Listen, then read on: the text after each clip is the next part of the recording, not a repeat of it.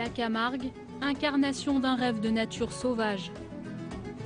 Un patrimoine naturel, coincé entre des stations balnéaires, Sainte-Marie-de-la-Mer, le Grau-du-Roi et la zone industrielle de Fos-sur-Mer.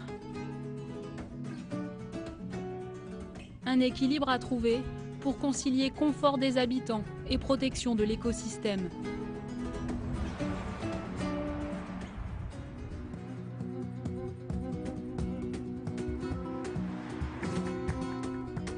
Cela ne dure que quelques secondes. Un nuage d'insecticides lâché à basse altitude pour chasser l'ennemi numéro 1 en Camargue, le moustique. Avec l'arrivée des beaux jours, la démoustication reprend pour ne pas empêcher le développement économique et touristique de la région. Bien qu'interdit depuis 2009, l'épandage aérien se poursuit en France grâce à des dérogations préfectorales. Dominique, on l'a vu, il y a l'épandage via l'avion et il y a un deuxième mode opératoire qui est le traitement au sol. Comment ça marche? Alors on consacre le traitement au sol en fait pour les surfaces qui sont assez réduites ou alors lorsqu'il y a des difficultés d'accès pour l'avion par rapport à des pylônes, des lignes électriques, etc. Ça peut aller de l'engin motorisé jusqu'au traitement à pied avec un appareil sur le dos, un pulvérisateur à main, voilà, donc, qui est le traitement chirurgical en tant que tel, qui est le plus précis.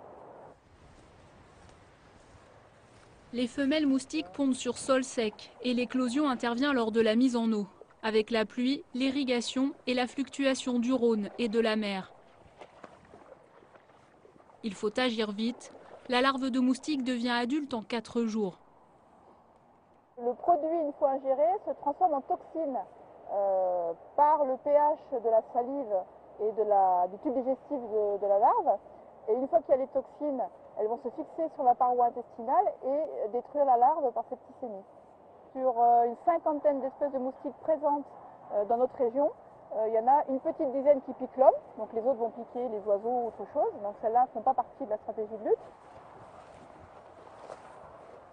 800 000 €, c'est ce que coûte chaque année une campagne de démoustication au département des Bouches-du-Rhône.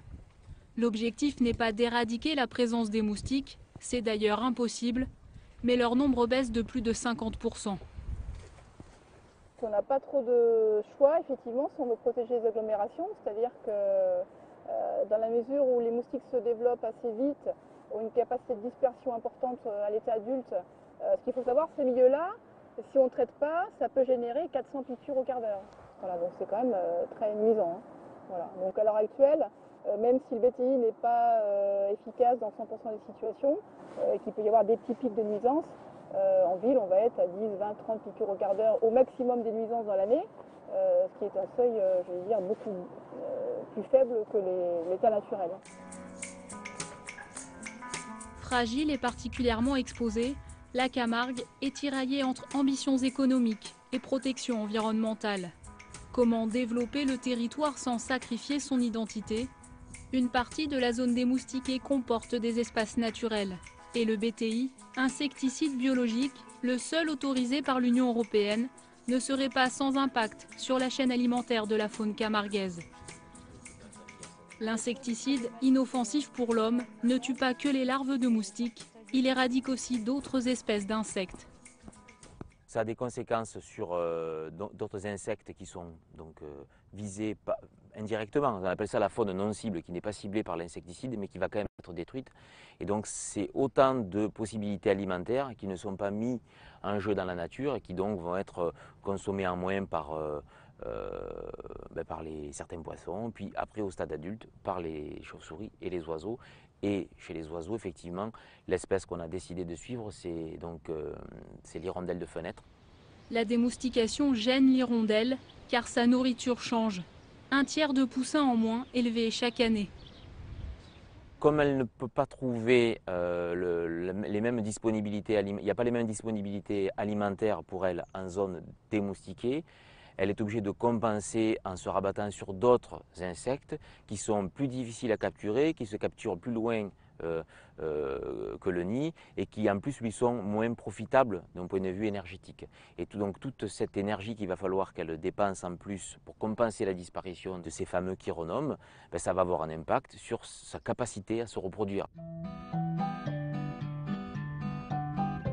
Territoire riche et étendu, la Camargue est une zone humide d'une valeur écologique unique, premier centre de migration des oiseaux en Europe. Mais la Camargue sauvage n'a en réalité rien de naturel.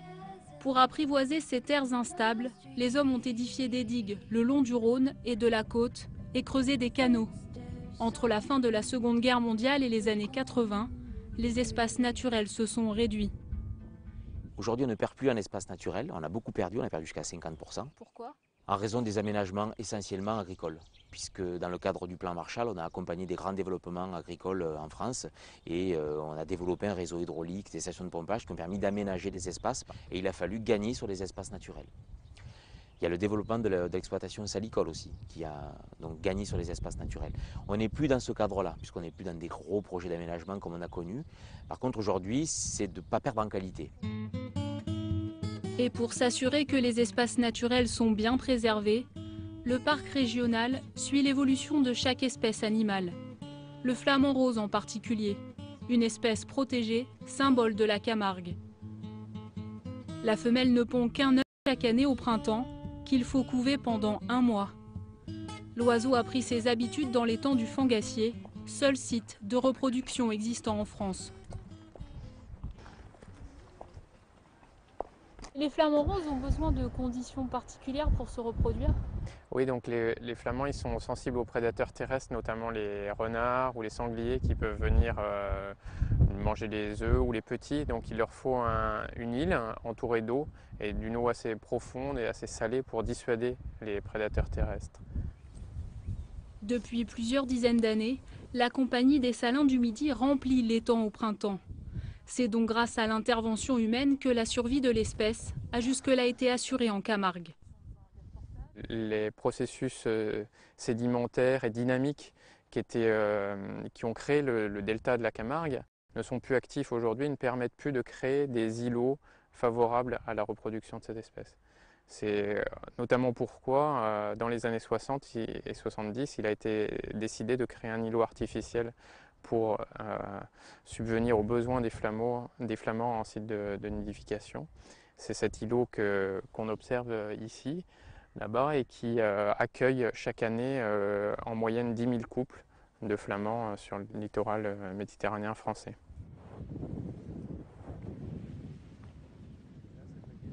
Mais l'arrêt récent de l'activité salicole pourrait mettre en danger le flamant rose et condamner le site de reproduction. Pourra-t-il continuer à nicher en Camargue? Personne n'en a la certitude aujourd'hui. Aujourd'hui, la question se pose de savoir comment on va continuer de mettre en eau et d'offrir un site de reproduction aux flamands, sachant que ce site a été mis en eau par pompage d'eau de mer et qu'aujourd'hui ce n'est plus financièrement possible d'effectuer ces pompages. Donc il va falloir restaurer des connexions entre ce site et la mer et d'autres étangs.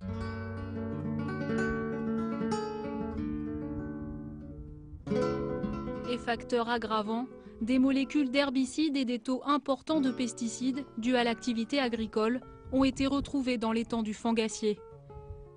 Si les flamants roses s'en vont ailleurs, pour l'espèce ce n'est pas grave, mais ce serait une tragédie pour les élus de la région, effrayés par une baisse des retombées économiques liées au tourisme. 1 million de vacanciers se rendent chaque année en Camargue. Comme disait Albert Einstein, une nouvelle manière de penser est nécessaire si l'humanité veut survivre. Et la Camargue est face à de nombreux défis si elle veut préserver son patrimoine naturel, d'autant qu'elle n'est pas à l'abri de la montée du niveau de la mer. À très bientôt pour un nouveau numéro des Pieds sur Terre. Ciao. Subió tras el horizonte,